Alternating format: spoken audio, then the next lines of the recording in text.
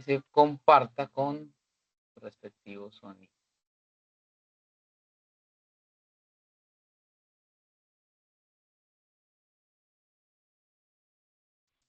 Ahora, muy bien. Vamos a prestar atención a esta parte de inclusión. A ver, para quienes se están preparando para el concurso docente aquí en Colombia, hay un tema que es, bueno, es una fija. Va a aparecer sí o sí, la inclusión educativa. Pero ojo, la idea de esta charla no es ponernos a recitar leyes como loros, para nada. Lo que vamos a hacer es meternos en la lógica de las preguntas del examen. ¿Para qué? Pues para entender cómo aplicar de verdad estos conceptos en el aula y sobre todo, cómo responder con un criterio profesional que nos haga destacar. De hecho, todo lo que vamos a ver hoy, todo, va a girar alrededor de esta pregunta. Piénsenlo así, vamos a construir juntos la respuesta perfecta, una que de verdad demuestre que sabemos de lo que hablamos. Así que, arranquemos. Ok, vamos a lo primero, lo básico, pero que es absolutamente esencial. A ver, ¿qué es realmente la inclusión educativa? Y ojo, que aquí es donde muchos se confunden. No se trata de bajar el nivel, ni de hacerlo más fácil, no. Es un cambio de chip, un cambio de mentalidad. Se trata de transformar cómo enseñamos para que todos, y cuando digo todos es todos, tengan la misma oportunidad de estar, de participar y, lo más importante, de aprender de verdad. Y miren, esto no es porque suene bonito o sea la última moda pedagógica. No, no, no. Esto es un mandato. Hay todo un marco legal muy sólido que nos dice como profesionales, esto es una obligación. Y entenderlo no es para volvernos abogados, para nada. Es para saber que nuestra labor tiene unas bases firmes, un respaldo legal. Y de toda esa normativa, si hay un número que tienen que grabarse a fuego para el concurso, es este. Decreto 1421 de 2017. Piénsenlo como la columna vertebral de todo esto. Es la norma que conecta las necesidades de los estudiantes con nuestro trabajo como profes y con las familias. Es la que nos da herramientas concretas como el PIAR. Básicamente, es la que articula todo el sistema. Bueno, entonces, ¿qué nos dice este decreto en español sencillo? Vamos a desglosarlo. Primero, la regla de oro es que el estudiante va en el aula regular. Punto. Segundo, los famosos ajustes razonables no son si uno quiere, no, son obligatorios. Tercero, nos da una herramienta clave que es el plan individual, el PIAR. Y cuarto, y esto es crucial, el profe, o sea nosotros, no puede excluir a nadie ni quedarse de brazos cruzados esperando un diagnóstico. Somos la primera línea de acción. Perfecto. Entonces, si tenemos toda esa responsabilidad, la pregunta lógica es, bueno, ¿y con qué trabajamos? ¿Cuáles son nuestras herramientas? Aquí es donde aparecen tres siglas, tres conceptos que son el pan de cada día en esto: DUA, PR y ajustes razonables. Imagínense que esta es nuestra caja de herramientas profesional. Hay que saber usar cada una. Arranquemos con la primera herramienta, el DUA, Diseño Universal para el Aprendizaje. Esta es la estrategia proactiva. ¿Qué quiere decir eso? Que es el plano de nuestra clase, es la arquitectura. No es un parche que ponemos después, no. Es diseñar la lección desde cero pensando en que tenemos un grupo diverso. ¿Y cómo se hace? Pues ofreciendo muchas formas de presentar la info, el qué, muchas formas para que ellos demuestren que aprendieron, el cómo, y muchas formas de engancharlos, el por qué. Ahora, la segunda herramienta, el PIAR, el Plan Individual de Ajustes Razonables. A ver, si el DUA era el plano de la casa, ¿qué es el PIAR? Pues es esa rampa específica o ese pasamanos que instalamos para una persona en particular que lo necesita. Es un plan de acción, un documento vivo que dice exactamente qué apoyos y qué ajustes necesita ese estudiante en concreto.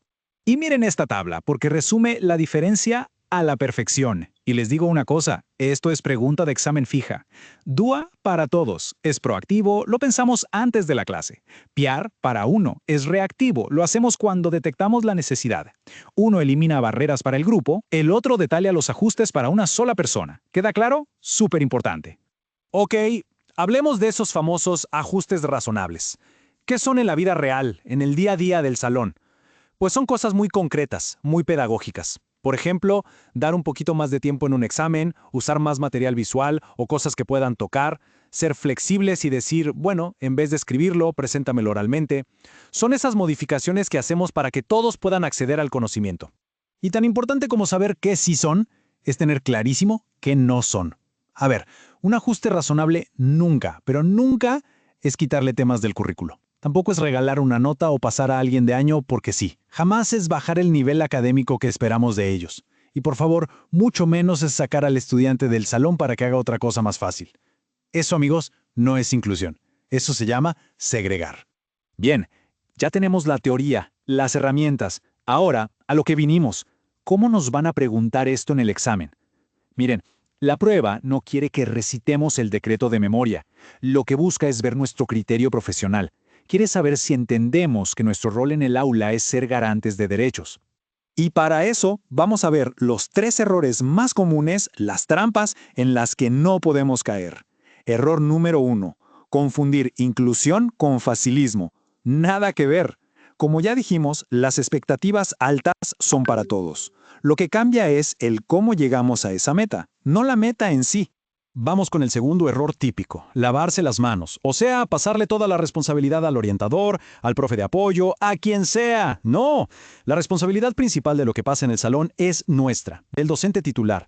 Claro que trabajamos en equipo, pero una cosa es colaborar y otra muy distinta es delegar el problema. Y el tercer error, que es fatal, quedarse paralizado esperando un diagnóstico.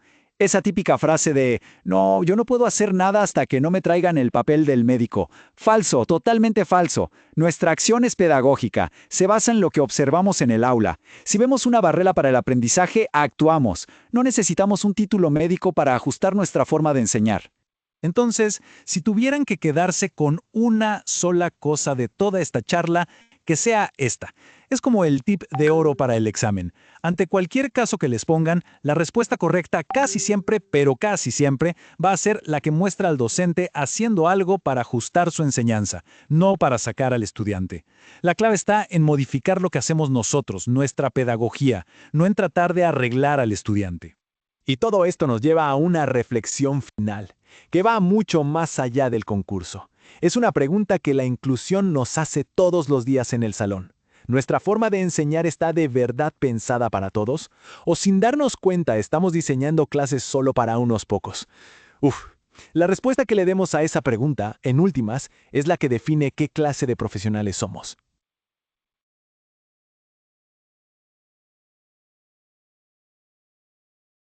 Bueno, cositas que podemos sacar de aquí de este videíto. Hay algo que es el DUA, Diseño Universal del Aprendizaje, y con eso viene un instrumento que se llama el PIAR.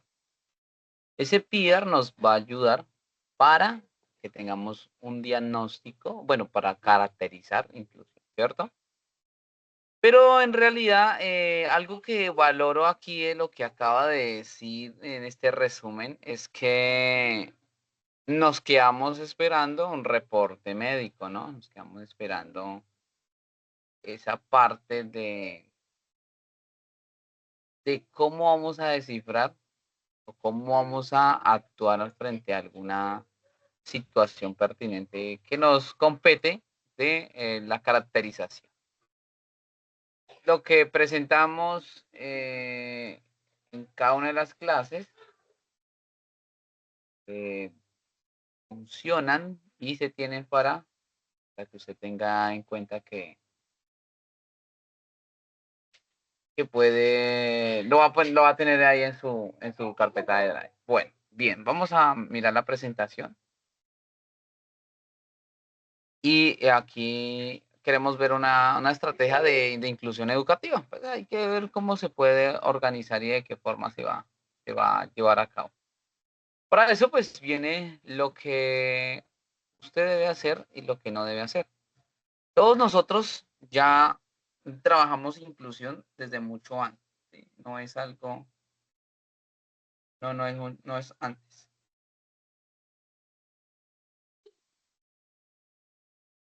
No es algo, es algo nuevo que ahorita se está caracterizando, que se está mirando que va a aparecer en este concurso. Seguramente eso lo que va a ser muy relevante. La inclusión no es reducir lo que es la transformación, sino es tener en cuenta que nosotros tenemos una flexibilización en nuestro currículo, pero eso no quiere decir que nosotros debamos entonces bajarle el nivel académico, eh, un favor o un acto de caridad. que es ahí donde se ven los problemas con los estudiantes que tienen algo de inclusión, que se pasa, y se pasa porque no se quiere dejar ahí repitente, ¿sí? Entonces, se dice que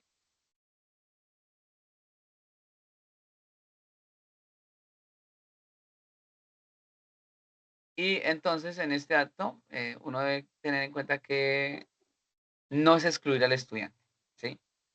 Errores que se pueden cometer con inclusión es que un estudiante se excluya, se haga parte y se dejémoslo ahí quietico que no está haciendo nada malo, entonces no hagamos nada. No, esto es uno de los errores principales de la parte de inclusión.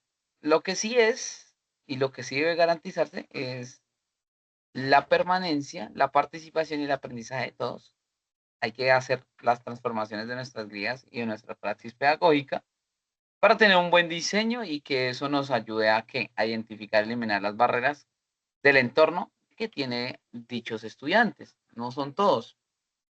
El foco de intervención es eliminar las barreras, ¿sí? Modelos médicos, que es el problema, es el estudiante, que es la parte del diagnóstico. Entonces, eso es un muro, eso es una barrera bastante grande. Nosotros nos quedamos en una excusa porque para nadie es un secreto que la parte de hacer el ejercicio del instrumento nos justificamos de que lo debe hacer el psicoorientador nomás y nos toca hacerlo a nosotros. Porque nosotros somos los que estamos en el aula, ¿sí? Entonces aparece esa barrera. Esa barrera es el que nosotros debemos eliminar con algún modelo de modelo social exclusivo que debe tener algo que es el entorno. El entorno nosotros somos los que sabemos y somos los que estamos caracterizando, haciendo una precaracterización realmente. Sí es cierto que se necesita, es real que se necesita que haya un diagnóstico. Nosotros no diagnosticamos, eso lo hace la institución pertinente. Estrategias que manejan instituciones, no sé las de ustedes o los que estén laborando, pero una estrategia es en la matrícula dejar de una vez una precaracterización. Y esas barreras debemos empezar a eliminarlas. Nosotros debemos empezar a eliminar. Ese instrumento nos va a servir para hacer eso. Entonces, en el caso del concurso docente, una respuesta nunca se debe responder, valga la redundancia, en modificar el PIR o esos mecanismos que están ya por ley. Las leyes que nos van a dar un buen cimiento, una base y un fundamento para que podamos tener claridad son estas. Estas son 6 relevantes, ¿no? Las que más hemos hablado y lo que más se habla en todo proceso. Usted, estoy seguro que no solamente conmigo se prepara, hay muchas personas hoy en día, hay muy buen creadores y, por ejemplo, hago aquí un paréntesis, estamos con una red de creadores, somos 5 docentes que estamos en diferentes partes del país y estamos haciendo lo mismo, ayudando y dando un poquito, siendo muy realistas y siendo sinceros con ustedes, nosotros no tenemos preguntas filtradas, ni ya salió el PIN y toda esta cuestión, no. Solo que nos hemos articulado porque lo más cercano que tenemos ahorita es ascenso y reubicación y seguramente el modelo de la prueba va a ser de esa manera, ¿sí?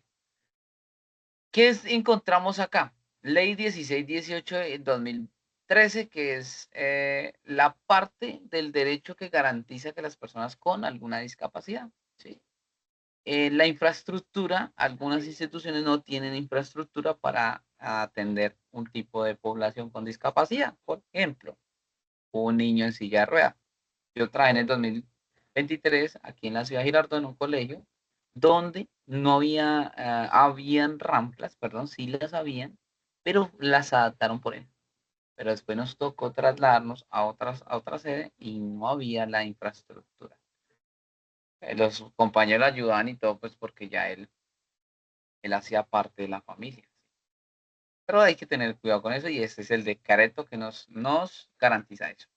Un decreto que es muy importante, que es la regulación técnica del apoyo pedagógico en las escuelas, tiene que ver con el decreto 142 del 2009, que nos va a ayudar a toda la parte del apoyo pedagógico en las escuelas. Quiere decir que hay un apoyo pedagógico para dichas eh, eh, población, digámoslo así. La ley 1098 del 2006, el Código de Infancia y Adolescencia, que establece la prioridad absoluta de interés superior del niño. Esto es algo que debemos tener claro, que es una institución externa que nos da garantías y que en el manual o en el manual de convivencia se debe dejar estipulado eso, porque aquí se toman algunas determinaciones. Esta es la cabeza de todo, que es el decreto 1421 del 2017. Es básico y fundamental que lo tengamos, que es la herramienta táctica para que usted regule que la inclusión en el aula y regular que el uso del PIDAR y los ajustes razonables. ¿Qué hacemos nosotros en semanas institucionales antes de salir a vacaciones? Es hacer el ejercicio de las precaracterizaciones, dejar unos formatos que se deben diligenciar y empezar con eso. ¿Qué se está pasando en las instituciones hoy en día? Se carece de información sobre inclusión. No hay un, algo completo sobre inclusión, solo hay unos pilares. La institución que labora actualmente, donde yo soy nombrado, se está armando toda la documentación, ¿sí? Y carece de cosas que uno debería eh, manejar mucho mejor eso. Ahora, el decreto 366 del 2009 es el primer acercamiento de la regulación técnica de apoyo pedagógico en los intereses superiores del niño, ¿sí? Estos acercamientos nos van a llevar a una ley que es la ley fundamental, que es la ley 115 de 1994, que es la ley fundamental de derecho a la educación, que usted y yo la conocemos y la tenemos que tener ahí muy clarítica. En ese orden de ideas, aún todavía se tienen algunas precaracterizaciones. Vamos a mirar esta que es la regla del juego. Es la 1421 del 2017. Esta la debe tener marcada en su cabeza. Ya se ha dicho mucho. Y muchas personas que hacen este tipo de contenido, como lo hago yo, de ayudar y de formarnos, hablamos de esto. ¿Sí? Que es la regulación con respecto a esta ley. En primera instancia, el aula es el primer epicentro. ¿Qué, qué hace aquí? Pues que hace, uno hace el diagnóstico desde ahí.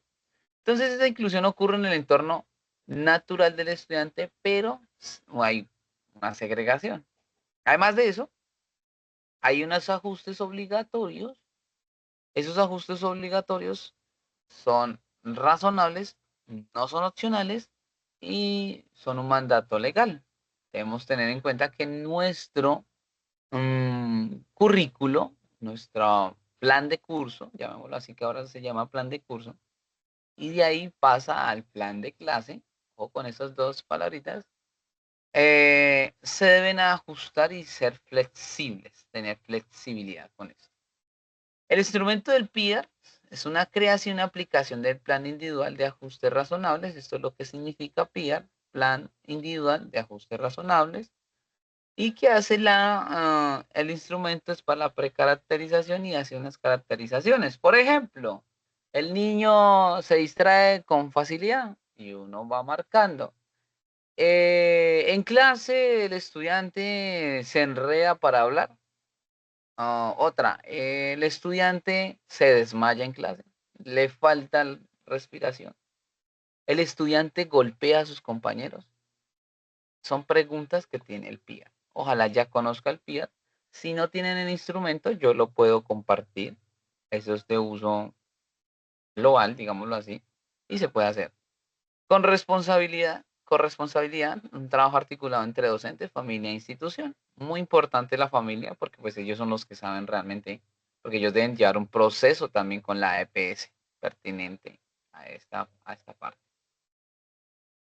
Bueno, el DUA tiene unas fundamentaciones que tiene una base muy grande, que es un aprendizaje para todos, que ese es el DUA es el diseño universal de aprendizaje, que tiene que ver con las múltiples formas de representación, como presentan, como presentación de lo que podemos encontrar.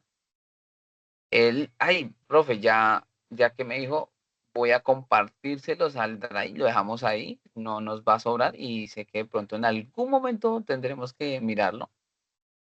Estas múltiples situaciones que podemos encontrar de inclusión no solamente es de cognitivo, pilas con eso, es visualización, auditivo, kinestésico y cosas como esas. En el colegio donde trabajo actualmente hay un niño en grado séptimo, empezó ahí la primera semana, pero él está perdiendo su vista.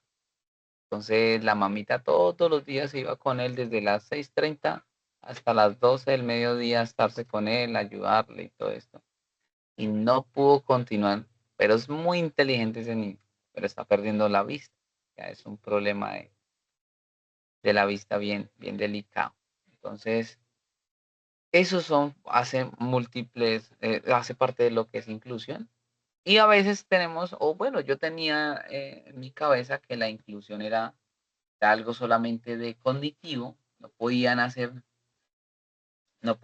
cuentas o matemáticas, cosas como estas, pero no, es todo lo que tiene que ver con eso.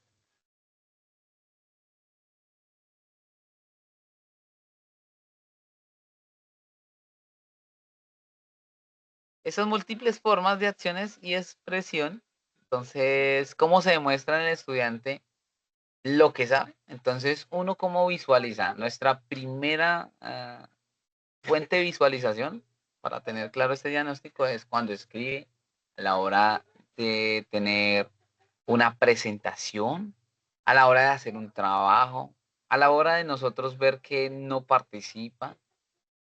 Eh, eh, lo que dice la profesora Rosario, los estilos de aprendizaje deben ser muy adaptados a estos ambientes.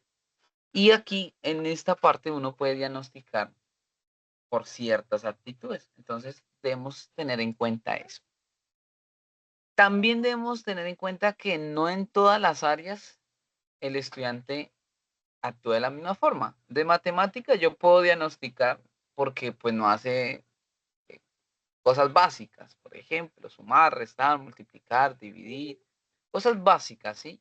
Y ya una vez que le aplique un PIR, pero no es así, son cosas que se deben trabajar a partir de nuestra praxis. ¿Cómo yo puedo ayudarle a ese estudiante a salir de eso? Otro que se evidencia mucho, que es la mentes dispersas, muy disperso. Es cómo voy a trabajar yo para que se ganar su concentración. Entonces debemos también tener en cuenta eso. Ahora, las múltiples formas de implicaciones, cómo motivarnos y conectar con el estudiante. Eso es muy importante y eso nos corresponde a nosotros en la práctica. Usted y yo somos los que estamos en el aula. Entonces tenemos que llamarle el interés, tenemos que ser relevantes, tenemos que ser autónomos, tenemos que ser didácticos, tenemos que ser rompiendo moldes. A veces uno se moldea a praxis que hemos visto o hemos tenido ejemplos de algunos docentes que nos dieron. A veces nos quedamos con los moldes tradicionales y no los rompemos. Entonces, ¿cómo se motiva, no? Digamos, dar una clase de geometría, en mi caso, cogiendo un cubo Rubik y enseñándole a armar un color, dos colores, tres colores, armar todo el cubo y motivarlo con la nota. Los muchachos son interesados y les gusta es que le pongan notas, pero yo debo empezar a ganar el interés. ¿Cómo yo puedo dar una clase de trigonometría, digamos, en el aspecto matemático, yendo a medir una escalera, diciéndole que aquí se puede aplicar el teorema de Pitágoras y toda esa cuestión? ¿Cómo yo puedo llamar la atención en física viendo cómo se puede hacer los fluidos no newtonianos, que son usando harina y haciendo una maicena y que el dedito y experimentando? Entonces yo debo hacer que sea atractiva estas clases y no mal acostumbrando. ¿Por qué? A veces pasa que el estudiante ya no quiere hacer, sino que siempre sea lo mismo. Pero también yo debo mirar de qué forma debo hacer eso. Como yo también hoy en día, esas pausas activas con un juego de acertijos, una dinámica. ¿Cómo puedo romper yo el molde para que pierda el miedo pasar un tingo tango, arriba, abajo, cara, sello, bueno, piedra, papel o tijera, y eso motiva mucho en el aula. Entonces el mecanismo del PIAR tiene una intervención individual que es hacer lo siguiente. Esto nos va a tocar hacerlo y usted cuando esté nombrado, yo creo firmemente que vamos a escuchar testimonios de que fue nombrado y esta caracterización es conocer el fondo del estudiante, cuáles son sus habilidades, cuáles son sus gustos, contextos, ir más allá del diagnóstico. Esa es la caracterización que uno hace, que uno la puede llamar como precaracterización, que es antes de, y luego hacemos la caracterización utilizando el instrumento pertinente. Lo segundo, debemos identificar las barreras que determinan qué elementos del entorno, currículo o metodología están obstaculizando su aprendizaje. Y ahí ya nos vamos con la parte de las barreras. ¿Qué tiene? Porque desde casa también se puede evidenciar eso. Luego de eso debemos mirar cuáles ajustes razonables, qué debemos diseñar, cómo lo debemos diseñar y de qué manera debemos coger las modificaciones específicas y necesarias para superar las barreras que se han identificado o están identificadas. Y ahí sigue la parte que no se puede soltar durante un tiempo mientras el estudiante siga creciendo, seguimiento. Para todo hay que hacer el seguimiento, más cuando ya entramos al sector público hay que hacer seguimiento a todo, curarnos en salud, como dicen por ahí. La evaluación continua del impacto de los ajustes para calibrar la sistematización y tener un buen sistema uno de seguimiento. Todo eso es cíclico, eso son unas arandelas que se pueden conectar y para que todo funcione bien.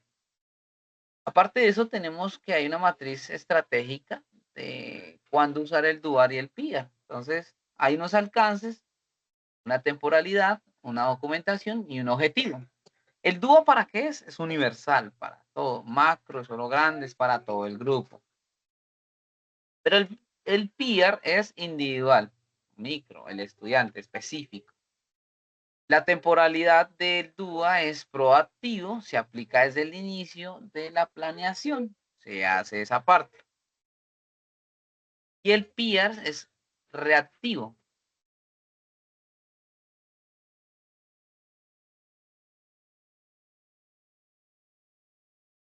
Ese reactivo focalizado se aplica cuando el DUA no es suficiente para derribar la barrera. La documentación en el DUA es lo que va integrado en el plan de aula general y el PIAR es el instrumento formal documental que acompaña la historia escolar del estudiante. Eso nos ayuda como fundamentación de seguimiento y como evidencia. El objetivo del DUA es maximizar las opciones de aprendizaje desde el diseño base y garantizar apoyos puntuales que requieren recursos o modificaciones específicas.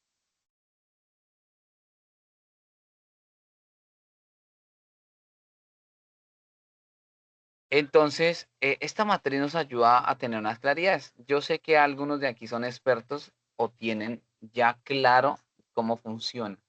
No hace, no sobra tener claro estos conceptos. El diagnóstico, inclusión versus facilismo o como eso no pasa nada, dejémoslo así, es que lo que sí es ajuste razonable es cuando otorgamos el tiempo adicional para completar una tarea o evaluación. Lo que no es razonable es eliminar actividades nucleares o competencias básicas del grado. Por decir, eliminar algún DBA, algún objetivo de nuestra plan de curso. Lo que sí se debe hacer es proporcionar material visual, auditivo, a manipulación complementaria, didáctica, bueno, todo lo que nos ayuda a eso. Lo que no sé es que no se debe promover estudiantes integrados sin evidencia de aprendizaje, que esto es algo que falla. Como tiene inclusión, pasémoslo para que no tengamos problemas, ¿sí? Nos lavamos las manos y pasémoslo, ¿sí? Y entre todos pongámosle, en mi colegio donde trabajo sería de 1 a 10, entonces pongámosle 6, en otros colegios pongámosle 3. Lo que sí se debe hacer es una flexibilización en el formato de evaluación, permitirle oral, escrita, guiado, con cuaderno abierto, bueno, una estrategia que se puede hacer. Yo tengo un caso en noveno donde yo la siento al lado y ahí le estoy diciendo y yo le dicto. Yo empiezo a hacerle dictados de escritura de matemáticas y ha subido el nivel, teniendo en cuenta que se puede distraer muy rápido. No se le exige menos, se le pone, si son 10 ejercicios, se le ponen 5 para que haga 5. Si son 5, se le ponen 2 o 3 para que los haga muy bien. Y bueno, en toda la práctica que usted ya sabe muy bien. Lo que sí se debe hacer es modificar la disposición de mobiliario en el aula, eso se debe hacer, y lo que no se debe hacer es ajustar dibujos mientras el resto de la clase desarrolla un proyecto complejo. Por ejemplo, hágase a un ladito, haga un dibujo y me lo pasa. Mire qué hace o qué se quietico y no moleste, ¿sí? Porque hay muchos estudiantes con inclusión que carecen de ser imperativos, a fomentar indisciplina. No todos, ¿no? Eso suele pasar en algunos casos. En el concurso, las respuestas trampas que hemos venido acá es la intuición no sirve, lo que sí sirve lo regido por el alineamiento. Una de las trampas en este tipo de preguntas normativas y todo lo que tiene que ver con inclusión es remitir todo al psicoorientador o al docente orientador, esperar un diagnóstico médico, segregar al estudiante, confundir inclusión con facilismo, y todo esto se puede ser trampas, donde uno puede decir, no, hay que hacer que el psicoorientador es el que haga el seguimiento de eso, pero nosotros diagnosticamos desde el aula. Somos los que primero hacemos el PIA. Sí es cierto que esperar un diagnóstico médico nos retiene, nos pone una pausa, pero debemos hacerlo. Sí, sí, ya es muy evidente lo que se está viendo de inclusión. Segregar a los estudiantes, que es crear aulas especiales, sacarlos del salón, llevarlos a que hagan otras cosas que no tienen nada que ver con nuestro, digamos que en nuestra área específica. El indicador de éxito para la prueba del concurso que todos debemos tener en cuenta es aplicar los ajustes pedagógicos que son inmediatos dentro del aula para regularlo. Es lo que tenemos que hacer. Un trabajo articulado entre los docentes que estamos dictando en ciertos cursos. Eso es un apoyo y el apoyo es muy fundamental, es la familia. La familia sabe qué tiene y qué pasa en su entorno. Y pues activar todas las rutas de atención que hayan en cuanto a este tipo de estudiantes. El ecosistema de inclusión tiene que verse con la normatividad, que es la ley 115, el decreto 1421, ley 115 general de la educación, decreto 1421 de inclusión. Es el DUA, que es el diseño universal del aprendizaje, el PIAR, que es el ajuste razonable a los estudiantes individual, y todo en un entorno del estudiante que va en el aula. La inclusión es un conjunto de herramientas aisladas, es un ecosistema continuo, donde la norma protege, el DUA previene y el PIAR interviene. Ojo con esto. La norma protege, el DUA previene y el PIAR interviene. Entonces tengamos en cuenta eso para que tengamos un criterio profesional esperado con una viabilidad normativa, una viabilidad pedagógica y una viabilidad ética. La normativa va lo que es, no se puede saltar. La vía pedagógica es la aplicación rigurosa de enfoques de inclusión como el DUAR y el PIAR, DUAR primero, PIAR después, si es necesario. Y la vía ética es cómo mi praxis va a ayudar a todo eso. Esa decisión que va a optimizar, en la prueba nos va a dar mejor respuesta, aquella en la que el docente asuma un liderazgo pedagógico, ajusta su enseñanza para remover barreras y garantizar la participación del estudiante en un entorno natural. Entonces, todo esto nos lleva a concluir que es supremamente importante cada instrumento y cada una de las situaciones que nosotros vamos a tener con inclusión. Hasta aquí, no sé si haya un aporte más, alguna acotación del mismo, para que tengamos una vista mucho mejor. Si no es, si no tenemos alguna intervención, profes, voy a, yo abro el ejercicio práctico que vamos a hacer. Pero lo que sí es cierto es que no podemos ignorar absolutamente nada de lo que tiene que ver con el PIAR, el DUA y todo eso. Cuando yo llego a la institución por primera vez al magisterio, el PIAR es algo que se empezó a implementar y era totalmente nuevo para mí. Era como que, porque yo, siendo docente de aula, me toca hacer eso. Entonces empieza a ver los mitos de que eso lo tiene que hacer el psicoorientador. El psicoorientador lo que no quiere es trabajar. Y no, es algo que nosotros somos la primera instancia para, para hacer este tipo de diagnósticos. Profe Jacqueline, la manito por ahí. Profe Jackie,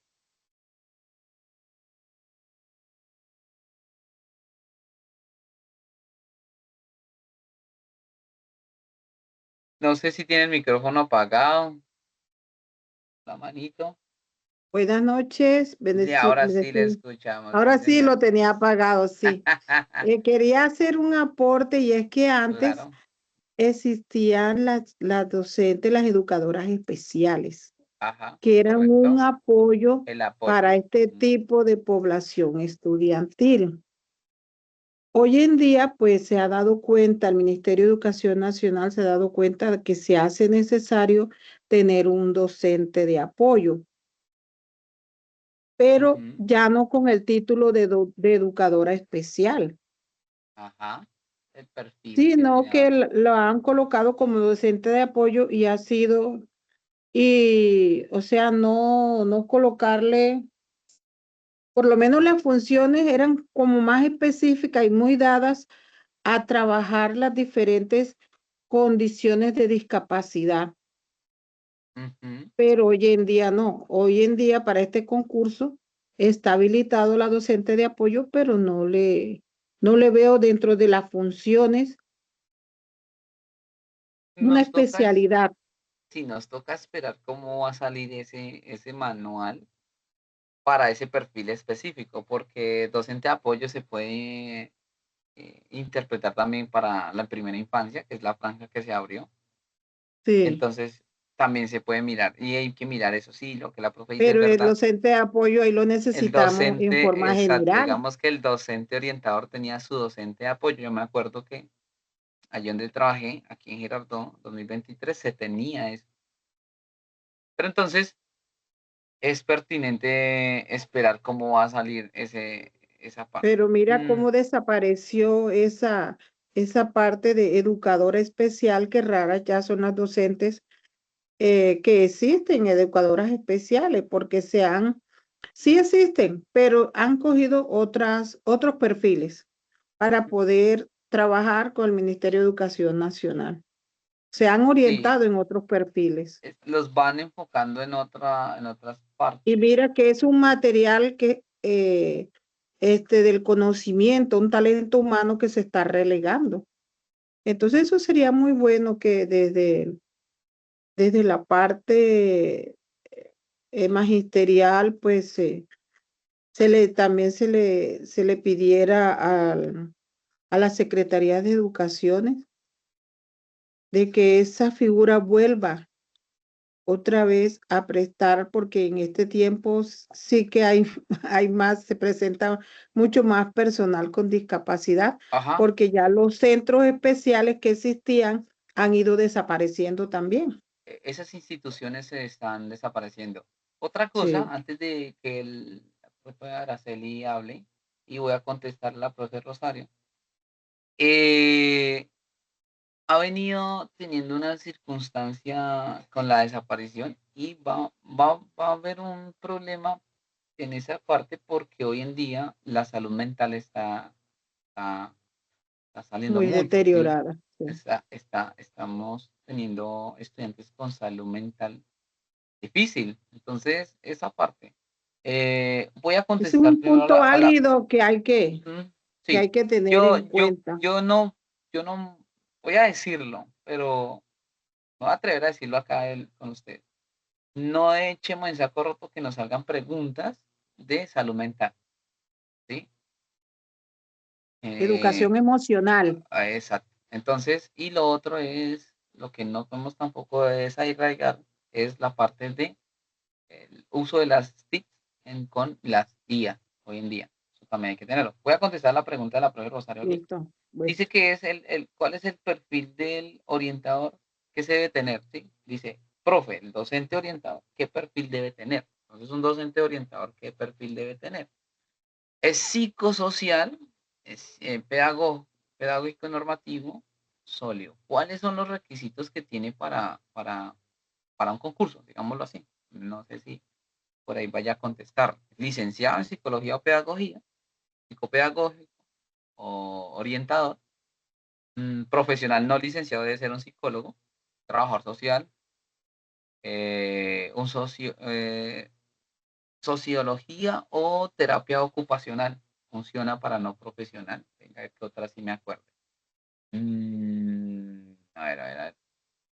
Un psicopedagógico también funciona para profesional, ¿sí? Que es con la licenciatura.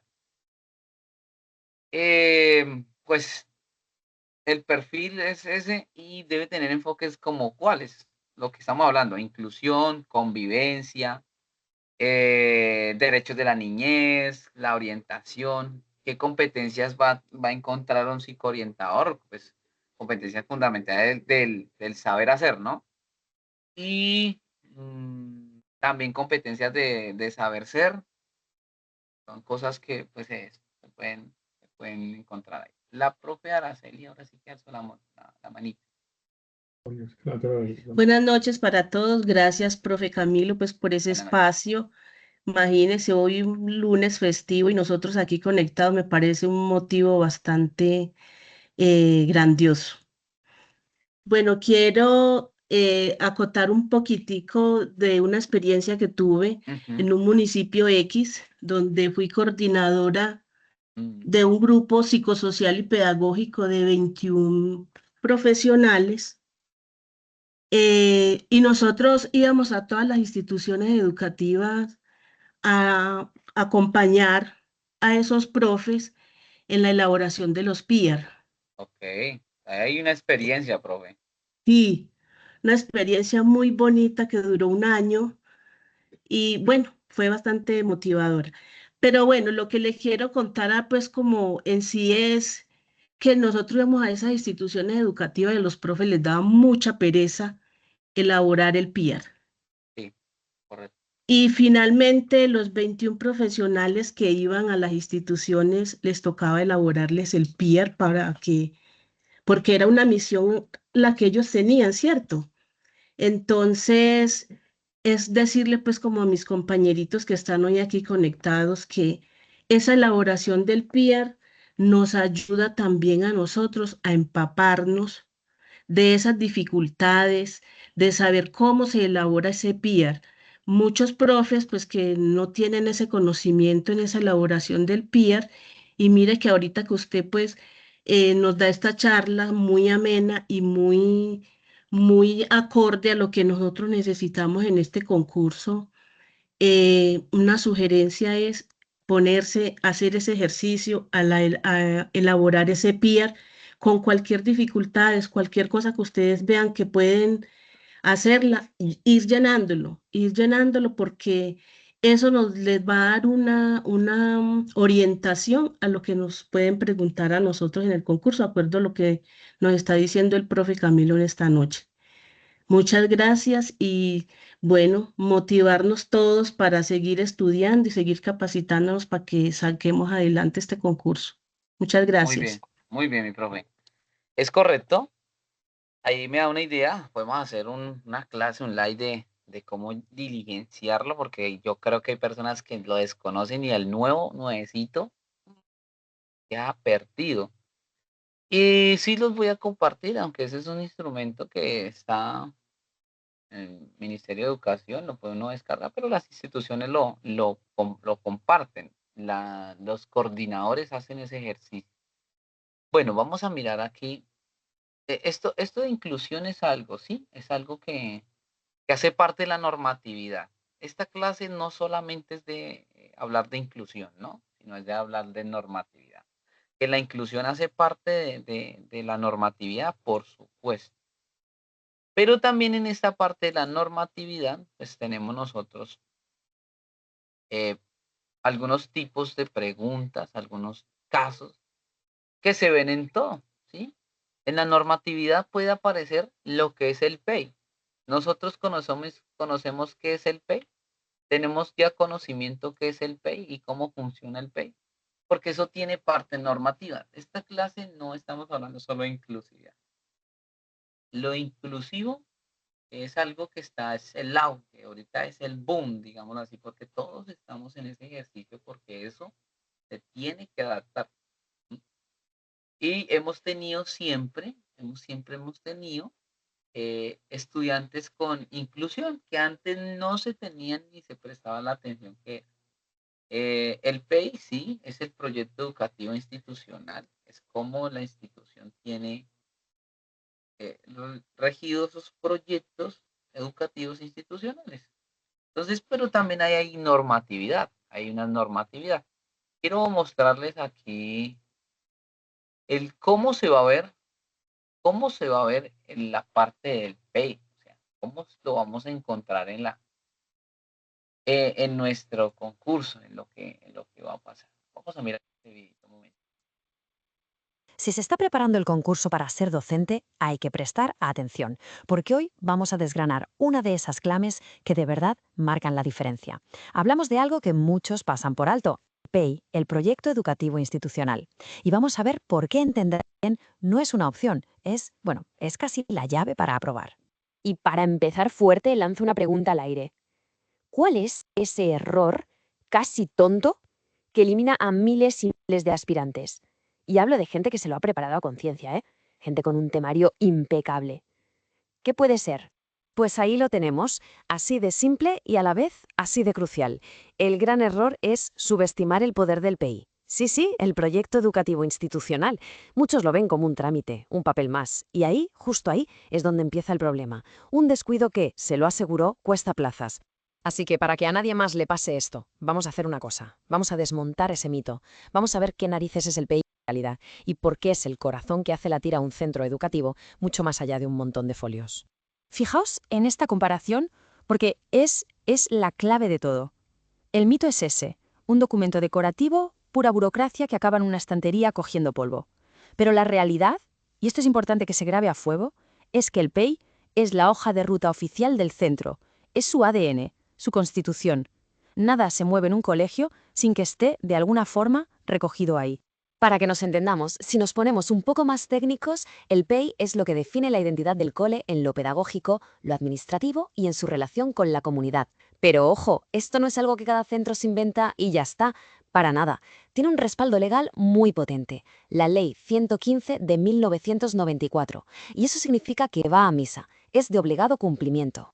Y mirad, todo lo que abarca. No estamos hablando de 4 ideas bonitas, ¿qué va? Hablamos de la filosofía del centro, de su misión, su visión, pero también del modelo pedagógico concreto que van a usar, de cómo se va a evaluar, del manual de convivencia, hasta de los proyectos que cruzan todas las asignaturas. Es un sistema integral, un todo conectado.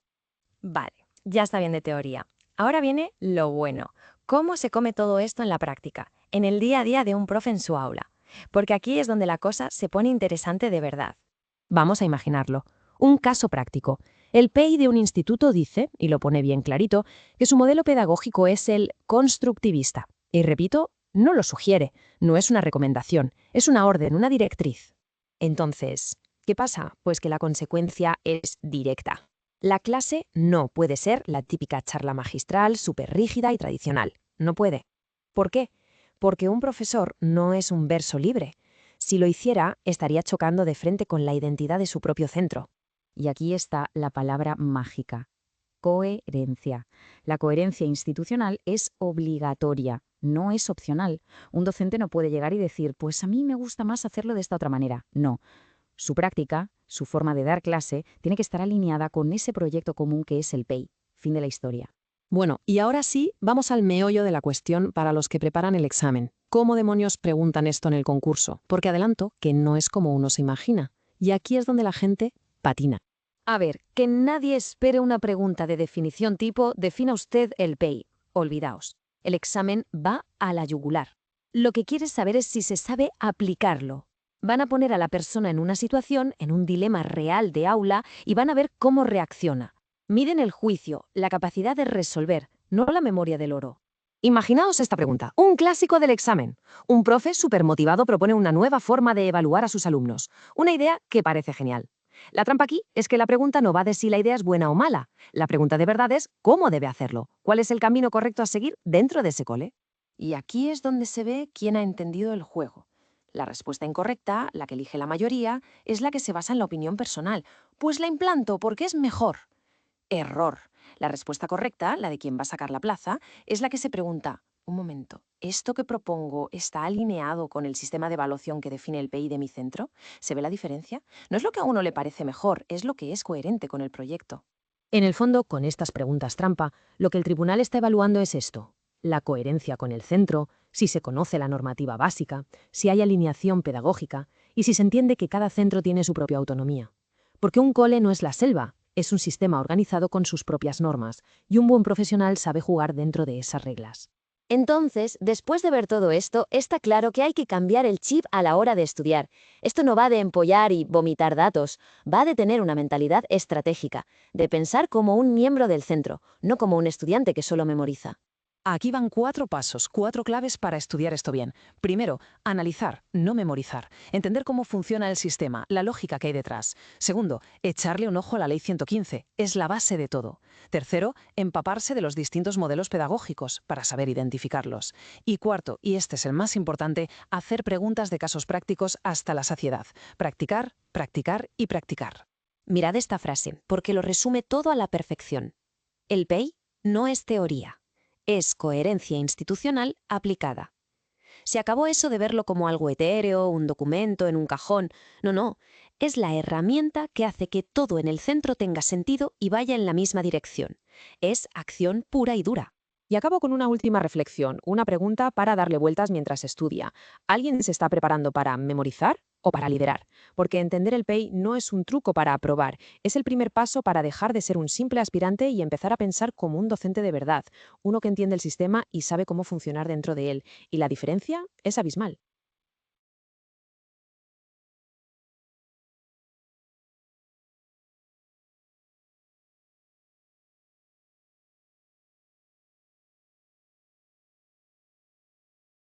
El PEI es un documento que no es opcional, es una línea y hay que tener claro eso.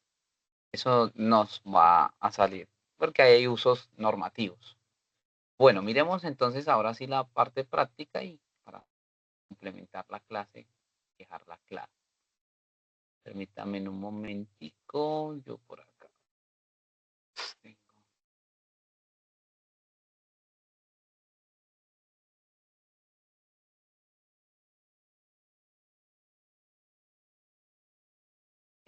Otra parte que hace muy bueno esto y que nos va a ayudar a la parte normativa que se debe tener en cuenta. Y esta es la última intervención de normatividad que voy a mostrarles y es fundamental para el docente directivo y para todos. Todos docentes de aula y docente directivo debemos tener en cuenta esto que les voy a mostrar, que es la ruta de atención integral. En el Drive les voy a dejar, ya mismo lo voy a subir en esta parte de normatividad, les voy a dejar lo de la ruta de atención integral. ¿Por qué? Porque la norma es indispensable la ruta de atención integral. Se lo voy a, yo quiero que vea, aquí que me gustan más la parte con videitos que nos ayuda a tener una claridad. Qué buen momento para entrar de lleno en un tema que es literalmente vital. Para quienes apenas inician su camino docente o están a nada de enfrentarse al examen de la CNSC, consideren el análisis como su guía de supervivencia paso a paso. Sabemos muy bien que estas pruebas no miden si memorizamos la teoría, no. Evalúan el criterio en el mundo real, evalúan qué haríamos en esos escenarios complejos que pasan en los colegios todos los días. Y la columna vertebral de eso es justo lo que vamos a desglosar hoy, la ruta de atención integral. Así que vamos a concentrarnos, porque dominar esto es la clave absoluta, no solo para arrasar en la prueba, sino para ejercer la labor educativa con verdadera excelencia. Bueno, vamos a sumergirnos en esta hoja de ruta.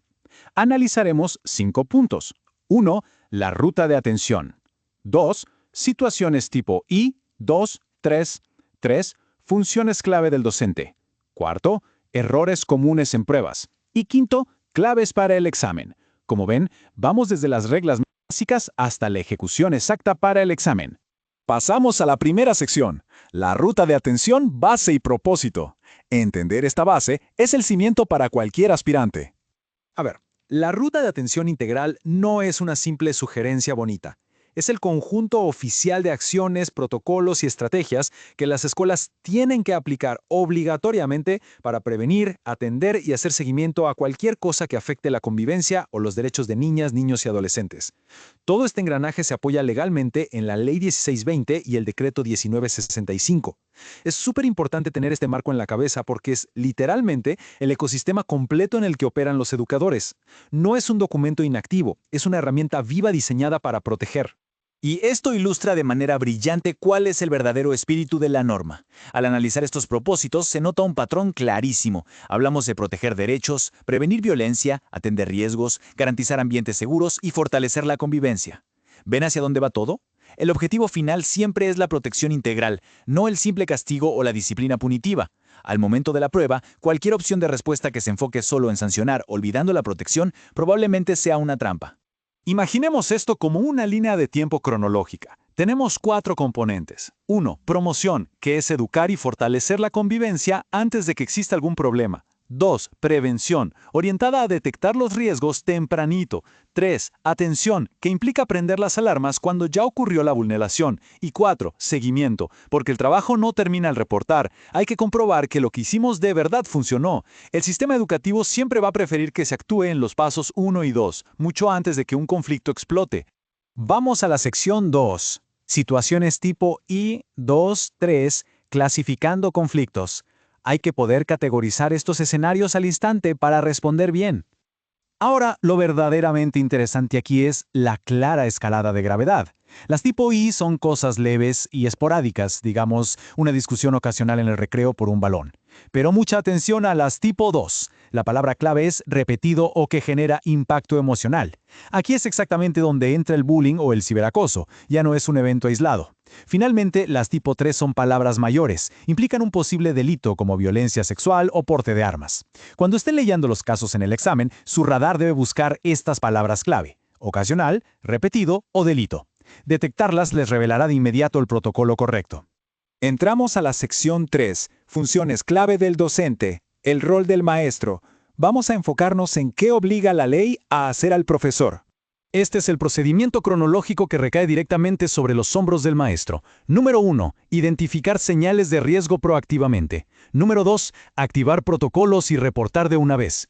3. Proteger los derechos y evitar la revictimización a toda costa. Y 4. Hacer seguimiento. Un error enorme en la prueba y en la vida real es asumir que los problemas de convivencia son trabajo exclusivo del orientador escolar. Nada de eso. El docente de aula es el primer respondiente, el primer escudo de protección. La omisión institucional también vulnera derechos. Hay que grabar esto a fuego. Hacerse de la vista gorda, pensar que son cosas de la edad o minimizar la alerta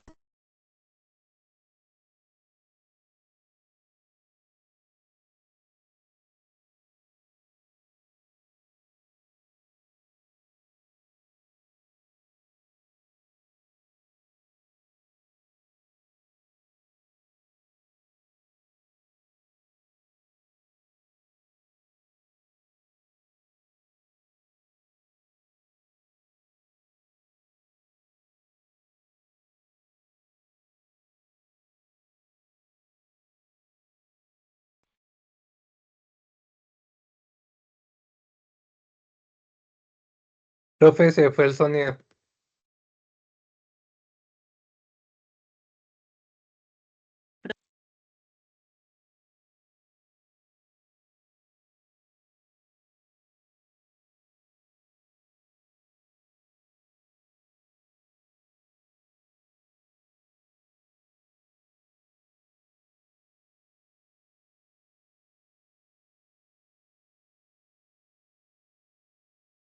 Ya regresé, profe. Ya. Vuelvo acá a compartir. No sé por qué me cerró, pero bueno, ya. Voy a compartir donde quedó. No pause inmediato. No hacer nada es una forma inaceptable de violencia institucional.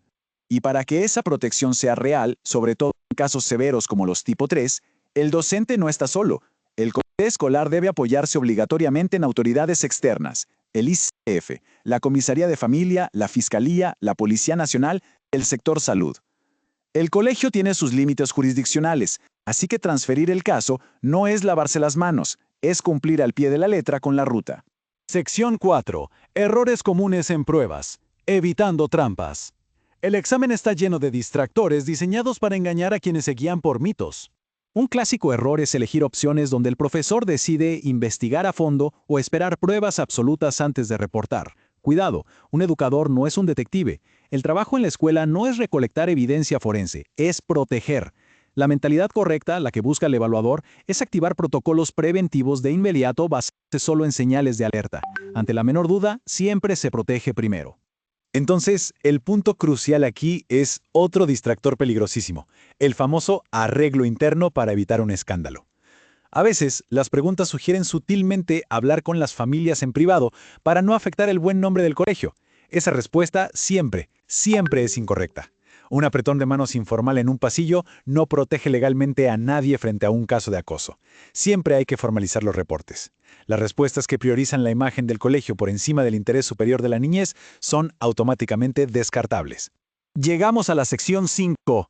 Claves para el examen. Identificando la respuesta correcta. La estrategia definitiva. Esta es la lista de chequeo rápida para analizar las opciones múltiples. Cuando duden, apliquen este filtro. La respuesta correcta casi siempre será la que protege derechos, activa protocolos oportunamente sin demoras, evita a toda costa la omisión, pone el bienestar del estudiante en el centro absoluto y previene la revictimización, por ejemplo, evitando obligar a la víctima a confrontar a su agresor. Recuerden separar siempre la simple disciplina del enfoque integral de derechos. Y para cerrar esta guía, queda una pregunta fundamental. Al estar frente a la prueba, leyendo un caso complejo que genere dudas, la brújula definitiva debe ser esta. ¿Las decisiones tomadas protegen al estudiante o solo a la reputación institucional? Mantener el interés superior como guía absoluta es la gran clave para superar el examen de la CNSC y convertirse en ese educador transformador que tanta falta hace. Ha sido un placer compartir este espacio de análisis profundo.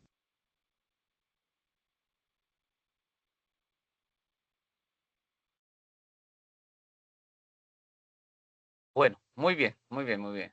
Esa es la ruta de atención integral que no podemos ignorar tampoco, hace parte de la normatividad. Ahora sí vamos para lo bueno, vamos a hacernos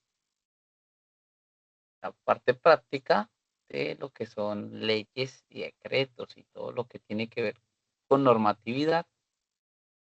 El cuadernillo ya está disponible ahí en su drive. Vamos a trabajar unas 5 preguntitas. Valoro mucho, profes, de verdad, lo que decía la profe Araceli. Voy a citarla. Pero valoro mucho que usted hoy haya sacado este espacio. Eso demuestra que tiene un compromiso personal primeramente y que quiere formarse mucho mejor. Profe William Gómez, sí señor. Profe, un favor, ¿y Ujú. el super simulacro cuándo estará activo? Ya mismo se los voy a dejar aquí en el chat. Por acá se los voy a... Acá, el super simulacro. 100 preguntas, mis profes. Toca sentarse en juiciositos porque después de abierto no hay marcha atrás. Son 3 horas y 10 minutos. Para que lo hagan, se sienten. Ahí se los voy a dejar. Entra con su ID, ponga el número de cédula. No le puse código asignado por por cada uno. Ya está por porcentaje, ya está. Al final le va a votar el resultado. La intención es que está habilitado 2 semanas, esta semana y la otra, para que quede buen tiempo, para que se siente calmado. Es que todavía estoy terminando, que tengo vacaciones, entonces para que vacaciones tengan un espacio. Bueno, listo. Vamos la parte práctica. 5 preguntitas. Aquí está el cuadernillo. Paso de introducción. Siempre me gusta dejar un versículo. Siempre me gusta poner algo que le demos la honra a Dios. Entonces, todo lo puedo en Cristo, todo lo puedo en aquel que me fortalece, o todo lo puedo en Cristo que me fortalece. Es para que lo tengamos en cuenta. Valoro mucho el espacio, valoro el tiempo que sacaron. Yo también eso lo valoro mucho. Listo, este cuadernillo es de docente aula y directivo docente, entonces en general es preguntas normativas. Entonces este es el enfoque orientador del seguimiento y desarrollo integral en la educación inicial, el caso situacional. Dice lo siguiente, vamos a trabajar con este caso, vamos a trabajar 5 preguntitas. ¿Listo, profes? La dinámica, como vemos trabajando, dejan la respuesta y hacemos unas interpelaciones y unas acotaciones pertinentes.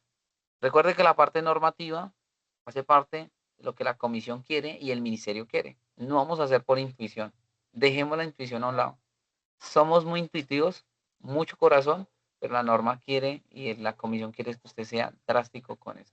Entonces, durante una visita de acompañamiento pedagógico a una institución educativa oficial que atiende a niños y niñas en el ciclo educativo inicial, el coordinador académico revisa los registros de seguimiento de una docente de prejardín. Al analizar las evidencias documentadas, identifica que la maestra ha implementado un sistema de valoración basado en categorías de desempeño representadas por letras ABC, las cuales son comunicadas periódicamente a las familias mediante informes comparativos donde se clasifican públicamente los avances de los estudiantes frente a sus compañeros. La docente argumenta que esta estrategia busca ofrecer información clara sobre el progreso de cada niño, fortalecer la cultura de la excelencia académica desde las edades tempranas y preparar gradualmente a los estudiantes para las dinámicas evaluativas que encontrarán en los niveles posteriores del sistema educativo. Asimismo, considera que la autonomía institucional permite adoptar mecanismos propios de valoración siempre que estos sean conocidos por la comunidad educativa y se encuentren incorporados en los documentos institucionales. Dice lo siguiente. Durante la retroalimentación técnica, el coordinador debe emitir un concepto sustentado en los principios de la atención integral en la primera infancia establecidos en la Ley 1804 del 2016, así como en los referentes técnicos y orientados vigentes del Ministerio de Educación Nacional, con toda la normatividad que tiene que ver con la primera infancia, los niños y todo esto. Ahí hay una parte normativa. Primera pregunta. A partir del marco normativo y pedagógico que orienta la educación inicial en Colombia, ¿cuál de las siguientes valoraciones realiza de manera más pertinente el coordinador frente a la práctica implementada por la docente? Es lo siguiente. A, reconocer que los sistemas de clasificación mediante letras pueden emplearse en educación inicial siempre que se utilicen exclusivamente con fines informativos y que la institución haya definido procedimientos internos,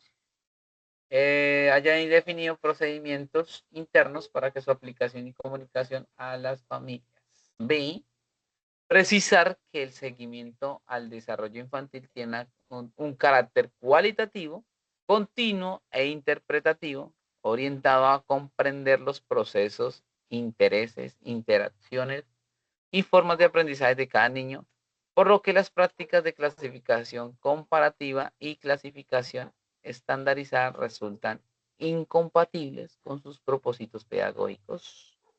Y la C, recomendar que los registros cualitativos se mantengan únicamente como complemento de una escala de desempeño formal que permita determinar con mayor objetividad el nivel de preparación académica requerido para la transición de los siguientes grados de escolaridad.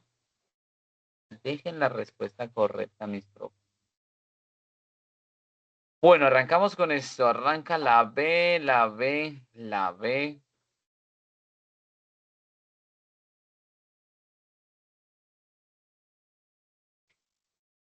La B, la B. Alguien dijo la C. Eso me gusta.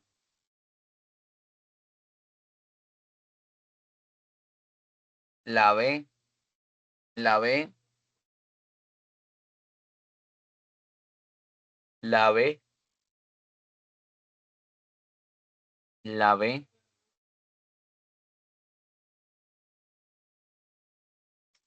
La B, la B, la B. Listo, bien, bien, bien. Creo que la tenemos clara que con la B. Entonces dice que el enfoque orientado al seguimiento.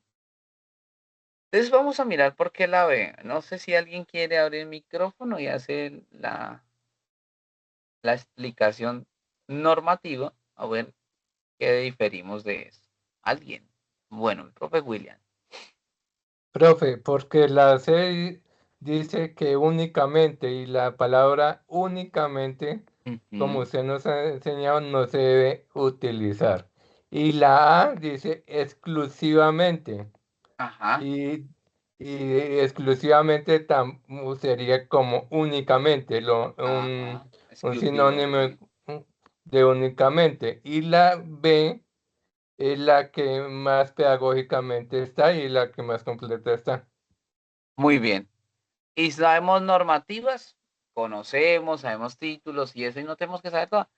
Esa es una muy buena, de lo inductivo a lo deductivo, y es una muy buena forma. Ahí te codificó la pregunta y van viendo uno las trampas. Y sí, la ves la respuesta más coherente porque precisa el seguimiento al desarrollo infantil que tiene un carácter, ¿cierto? A lo cualitativo. Además de eso, continúa interpretando una orientación, ¿cierto? Al comprender los procesos, los intereses, quieren ver las interacciones, las formas de aprendizaje de cada niño.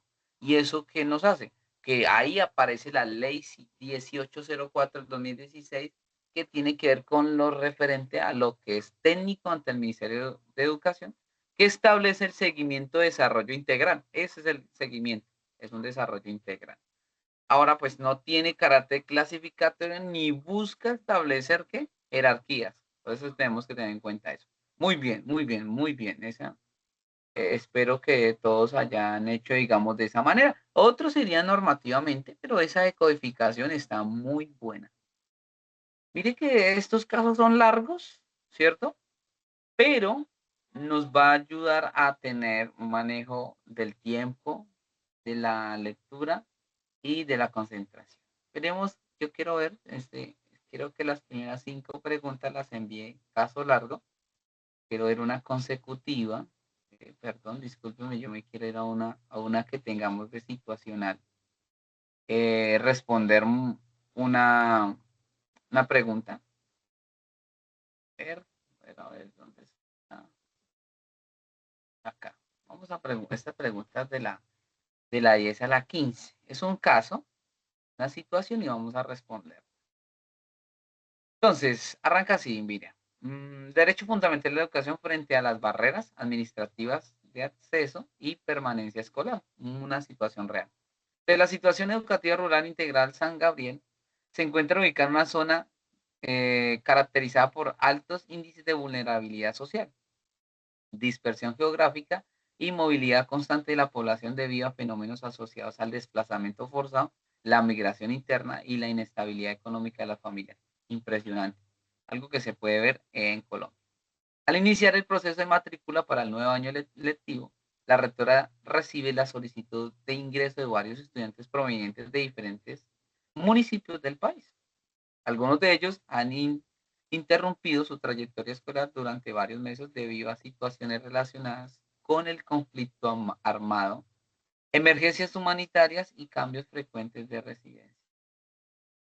Durante la revisión documental, la secretaria académica informa que un número importante de aspirantes no presenta certificados de estudios completos, registros actualizados de identidad ni soportes relacionados con afiliación al sistema de salud. Ante esta situación, algunos integrantes del Consejo Directivo sostienen que la institución no debería formalizar la matrícula hasta tanto las familias acrediten la totalidad de los documentos requeridos, argumentando que la ausencia de soportes podría generar inconvenientes administrativos y eventuales observaciones de del organismo de control. Sin embargo, otros miembros de la comunidad educativa advierten que dicha postura podría entrar en tensión con el carácter fundamental del derecho a la educación, especialmente cuando se trata de niños, niñas y adolescentes que pertenecen a grupos especiales protegidos por la Constitución Política. Ojo con eso. Paralelamente, durante una reunión institucional, algunos docentes manifiestan preocupación por el ingreso de estudiantes que presentan vacíos académicos derivados de la interrupción de sus trayectorias educativas. Como alternativa, se propone implementar pruebas diagnósticas con carácter selectivo para determinar cuáles estudiantes poseen las condiciones necesarias para ser admitidos y cuáles deberían esperar hasta alcanzar determinados niveles de desempeño. La situación se vuelve aún más compleja cuando una organización comunitaria anuncia que acompañará jurídicamente a las familias afectadas si consideran que las decisiones institucionales generan barreras de acceso, discriminación indirecta o restricciones incompatibles con los principios de inclusión y permanencia educativa promovidas por el Estado colombiano, en calidad de máxima autoridad académica y administrativa del establecimiento educativo. La rectora debe adoptar decisiones ajustadas al marco constitucional, legal y jurisprudencial vigente, garantizando simultáneamente la protección de los derechos fundamentales de los estudiantes y el adecuado funcionamiento institucional. Qué chicharrón el que tiene la profe. Está compleja la situación.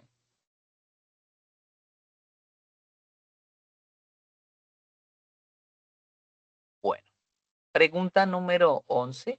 Usted ya tienen este cuadernillo, ya lo tienen para que hagan su estudio personal. Dice, frente a la ausencia de algunos documentos requeridos para formalizar el proceso de matrícula, qué decisión institucional resalta más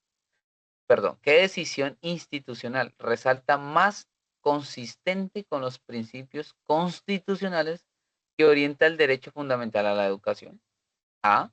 Implementar mecanismos transitorios que permitan la vinculación efectiva de los estudiantes al servicio educativo, mientras se adelantan las gestiones necesarias para la obtención o validación de la documentación pendiente. B. Aplazar la vinculación académica hasta que los familiares acrediten integralmente los requisitos administrativos exigidos por la matrícula ordinaria. Y C. Permitir la asistencia provisional de los estudiantes a determinadas actividades escolares sin reconocer formalmente sus condiciones de matriculados. Dejen la respuesta correcta, mis profes. Consideren. Escríbalo ahí, por favor. Empiecen a decodificar la pregunta. Y ya arrancaron.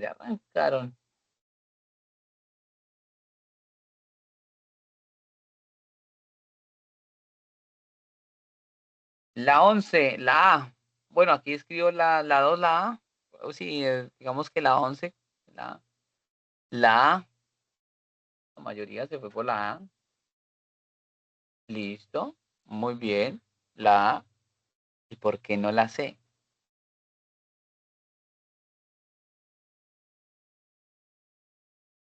Hacemos. Deberíamos considerar eso, ¿no? Dejarlos, la C, provisionalmente.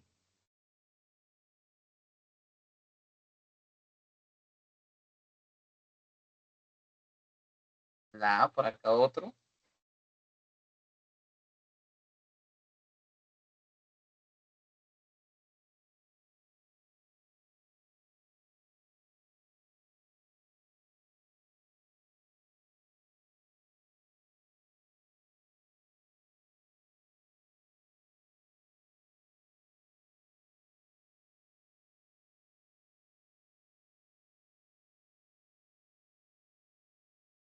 Bueno, porque siguen siendo excluyentes y van contra la norma. Muy bien, muy bien. La 11, la A, vamos a mirar. La A dice que es implementar mecanismos transitorios que permitan la vinculación. Aplazar la vinculación. Mire que la C sería una pregunta con intuición, con el corazón, como que yo lo haría y eso.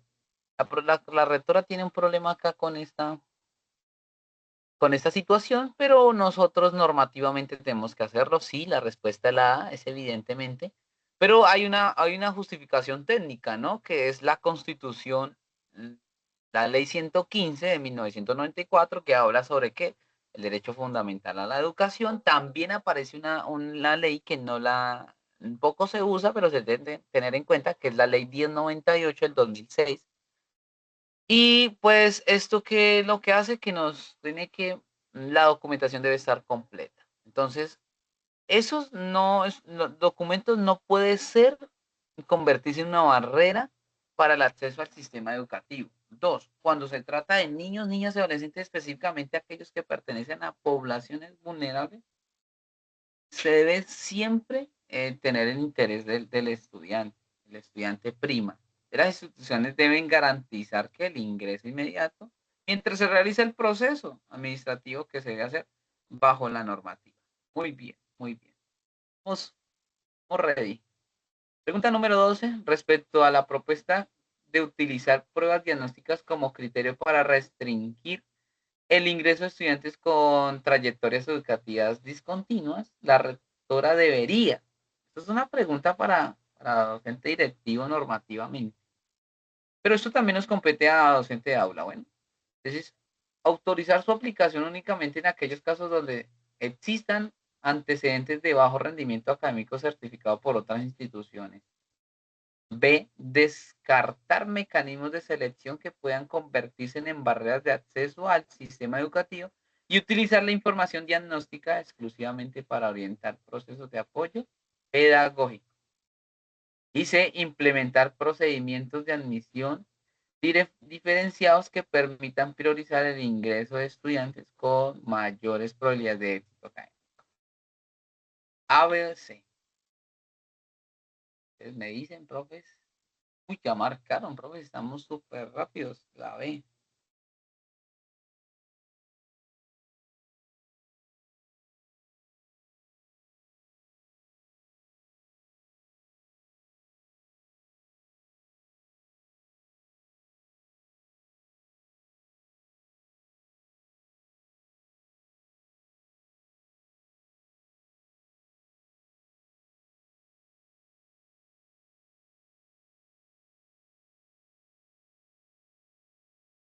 La B, la B, la 12, la B, la B, la B.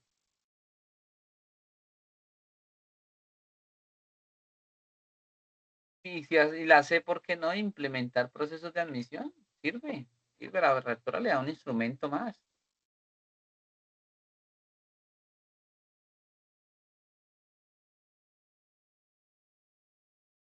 La C. Ahí alguien me cogió la caña, la C.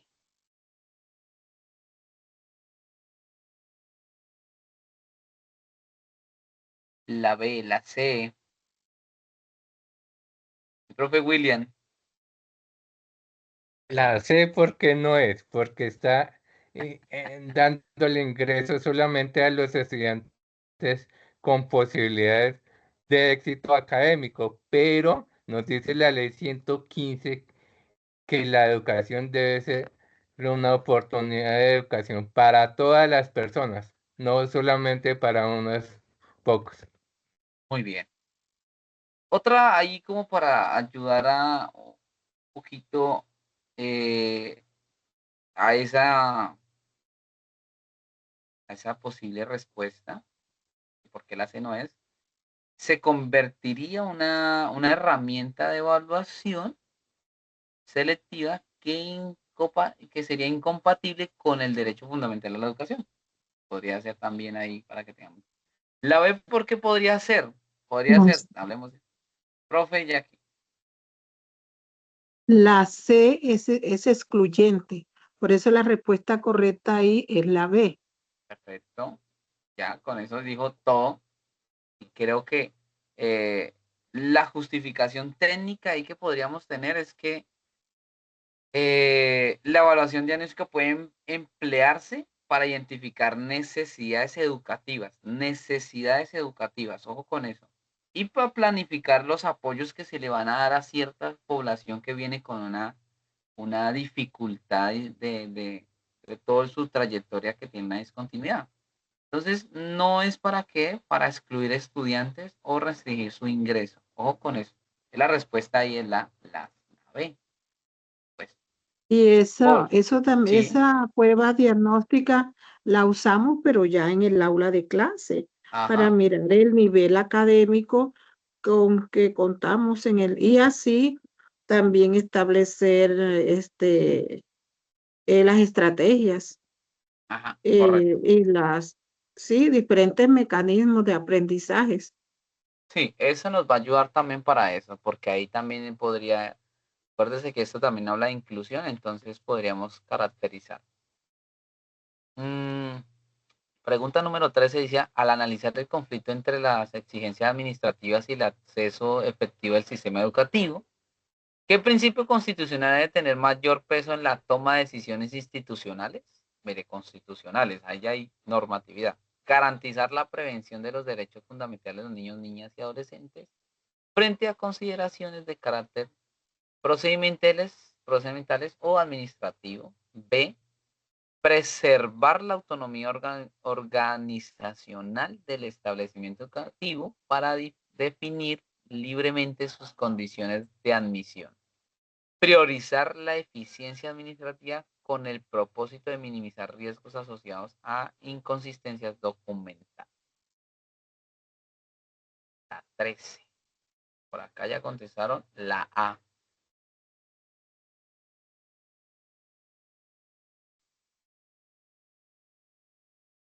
La A.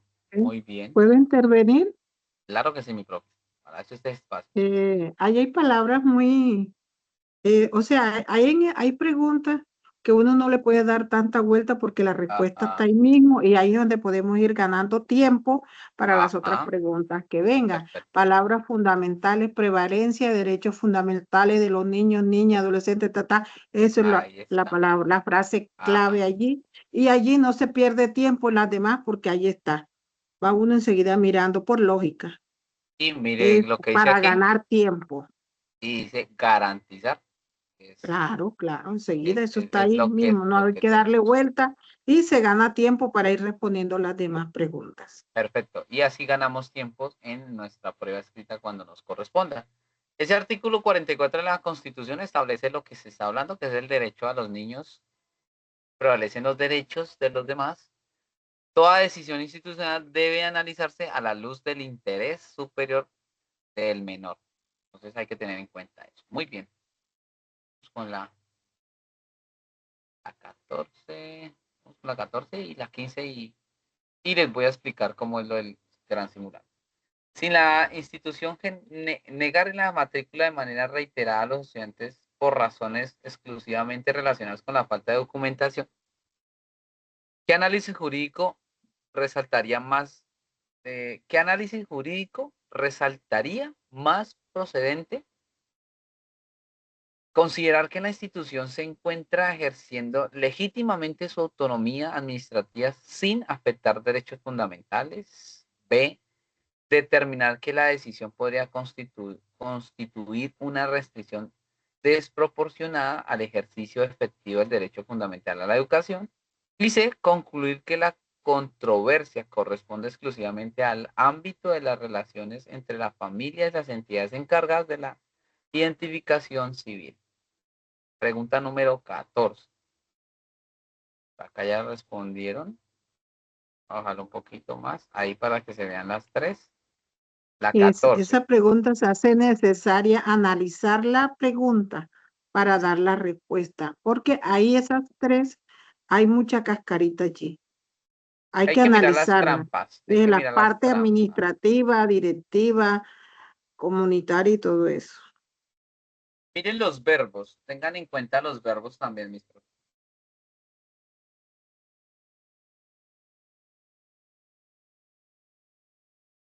Ya respondieron. La 14, la B, la A.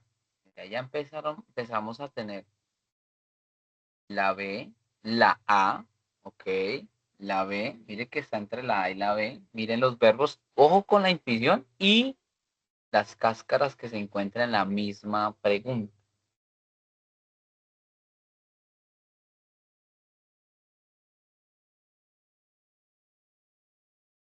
La A,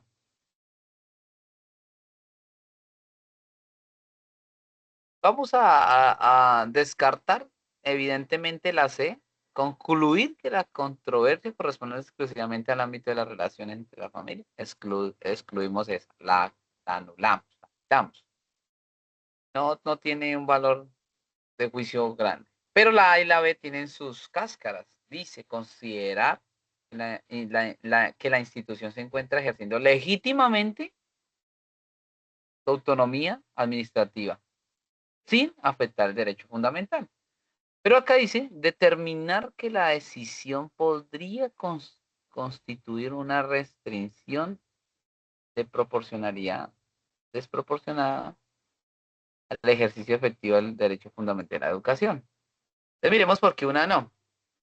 La C, el problema no se limita a la identificación civil directamente con el acceso al sistema educativo. Eso no sé, ese no es. ¿Qué podría pasar entre la A y la B? Pues que la A hay una autonomía institucional, la B tiene una determinación que en la negativa a la matrícula basada exclusiva en requisitos documentales puede constituir una vulnerabilidad. La pregunta que nos está diciendo, ¿qué análisis jurídico resultaría más procedente? ¿Dónde se fueran cuáles? La exclusividad, exclusivamente. Entonces hay que mirar esa relación. Alguien que pueda y quiera hablarla, ¿por qué la A o la B es? Tenemos ahí un debate con una cascarita del profe William. No, profe, ¿de qué estábamos hablando en todo el texto? De que les están restringiendo la educación a los niños, ¿cierto? Ajá, correcto. Hay unos problemas de Entonces documentación. entonces la 14 es para mí la B porque es determinar que la decisión puede constituir una restricción desproporcionada al ejercicio efectivo del derecho fundamental de la educación. Muy bien. La A, ¿por qué de pronto no podría ser? La autonomía institucional no es legítima a las restricciones contrarias a los derechos fundamentales. Porque sí Entonces, afecta a los derechos fundamentales ajá, y está afectando al derecho de la educación. exacto. Entonces hay una tautología, sí, pero no. Entonces hay que tener cuidado con eso. Y sí, la respuesta correcta es la B, en concordancia con la determinación que se tiene que tener en cuenta. Mire con unas cascaritas que aparecen normativamente, ¿no? Y última, desde una perspectiva de liderazgo directivo alineado con los principios de inclusión, permanencia y equidad educativa promovidos por el Ministerio y la Comisión, ¿qué estrategia debería priorizar la rectora para atender la situación planteada? A, diseñar acciones institucionales de acompañamiento, nivelación, seguimiento pedagógico que favorezca la permanencia y el éxito escolar de los estudiantes que ingresan con trayectorias educativas interrumpidas. B, limitar temporalmente el ingreso de nuevos estudiantes hasta que la institución disponga las condiciones académicas homogéneas para toda la población atendida. C, trasladar la responsabilidad principal del proceso de inclusión a entidades externas, evitando compromisos institucionales adicionales relacionados con la adaptación pedagógica. La número 15. La 15 dicen que la A. Podemos descartar la B, dice limitar temporalmente, o sea, como que no se trabaje por esas situaciones. La descarta. La C, trasladar a otras entidades, pues ya trasladar ya es un verbo que ya nos da claridad que es la A correctamente. Dijo la profe Jacqueline, que no podemos perder tiempo en unas preguntas como esas, en el sentido muy respetuoso, ¿no? de que la A nos da más, ¿qué nos dice? Que hay unas acciones institucionales de acompañamiento, de seguimiento, normativa pedagógica y todo eso. Profe Araceli iba a decir algo. No, quería pues complementar lo que usted estaba diciendo sobre la respuesta A, que ahí nos están en la pregunta, nos están hablando de unas estrategias. Ajá. Y esa sería la clave, estrategias, diseñar acciones. Ujú. Muy bien, mis profes. Bueno, profes, hemos llegado a este último momento. Sí, profe William. Profe, un favor, es que no me abrió el simulacro. Si más tarde apenas le queda un tiempo, me lo puede enviar a mi celular. Sí, bueno, voy a explicar acá cómo es el ejercicio. Entonces,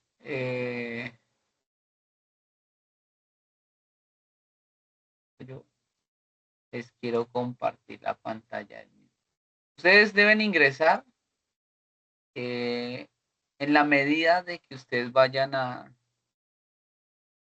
hacer el ejercicio. Les va a salir esta interfaz. Cuando le dé empezar, pues aquí le dice que tiene esta cantidad de tiempo, que son 3 horas 10 minutos, le dan clic para empezar. Aquí van a llenar su información personal, que es el nombre y de su cédula, ahí está especificado, y de qué área. Apenas haga eso, usted le da al siguiente, a mí no me va a dejar porque pues no lo voy a diligenciar, pero mira que ya empieza a correr el reloj. Entonces, siéntese con tiempo a hacerlo. Bueno, mis profes, es muy sencillo, solo es darle clic. De todas maneras, recuerde, permítame, yo voy acá.